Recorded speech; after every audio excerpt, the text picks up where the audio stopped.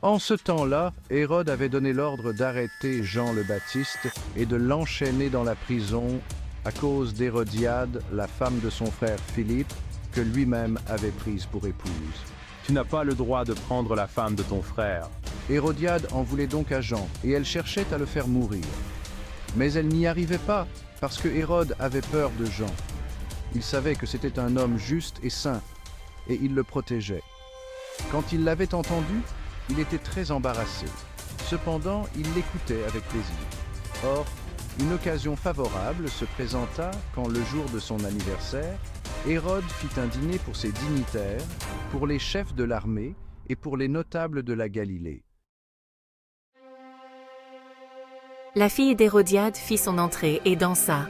Elle plut à Hérode et à ses convives. Demande-moi ce que tu veux, et je te le donnerai. Et il lui fit ce serment. Tout ce que tu me demanderas, je te le donnerai même si c'est la moitié de mon royaume. Qu'est-ce que je vais demander? La tête de Jean, celui qui baptise. Aussitôt la jeune fille s'empressa de retourner auprès du roi et lui fit cette demande. Je veux que, tout de suite, tu me donnes sur un plat la tête de Jean le Baptiste.